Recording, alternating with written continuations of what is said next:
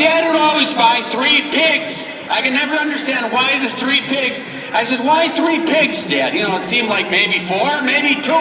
Or as far as I was concerned, I like chicken, you know.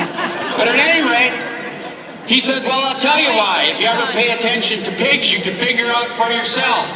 You get 3 pigs, and there's always one that gets both feet in the trough and crowds the other 2 out. That pig will grow faster, then we can slaughter it sooner, and we can have a little bit more for ourselves sooner.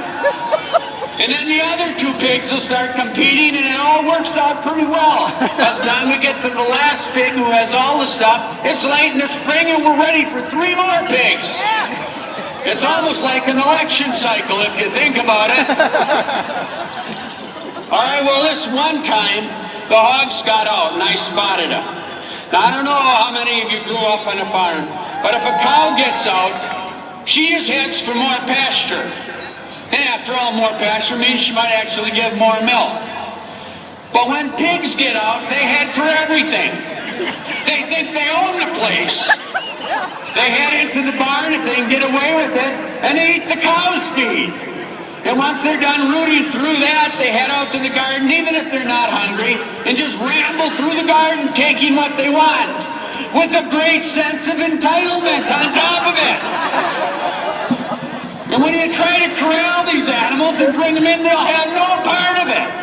It's like we're pigs and this is what we want and this is what we're going to have. Nice allegory. You recognize any of this? It doesn't matter who got hurt. It doesn't matter if the winter food supply is gone.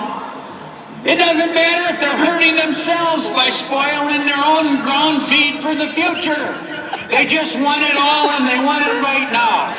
So the pigs are out, and I'm all sweated up, trying to get them in. My dad comes around the corner. He says, what's going on here? I said, the pigs are out.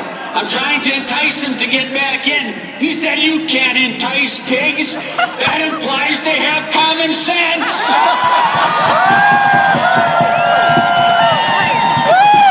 He says, pigs don't have common sense. That's why they're pigs. You gotta show them what to do. And he got some fencing and got some boards, and we cornered those pigs and we fenced them in. Then we slipped a noose around the back leg. I know some of you folks will want to hear this. We lifted them up with the front end loader on the tractor and hauled them squealing one at a time back into the pen where we let them down. And then he said to me, he talked about this a little bit, about pigs. He says, you really got to think about these animals a little bit more. Think about how they think, because you can't apply logic to pig wisdom. It just won't work for you. He says, step back and understand it. Because if you try to look at it from a pig's perspective, you're going to get all screwed up. So that's why what this is about is not waiting around for a miracle. I was hoping somehow those pigs would find reason and head back into their pen after they had had enough. That's not going to happen there, and it won't happen here. What we need to do is take back our government. We need to do the hard work of collaring and corralling and putting them back in their place.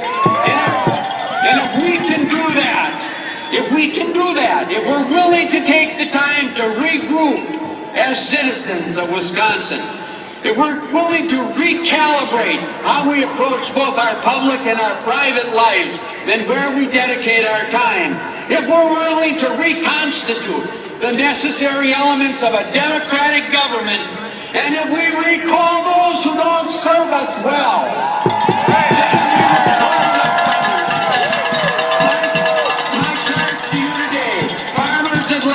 citizens, men and women, all people, students and otherwise, all those so adversely affected by this reckless action of reckless people.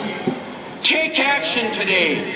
Go home and never look back in terms of the things you do to bring Wisconsin back to democracy. Thank you very much.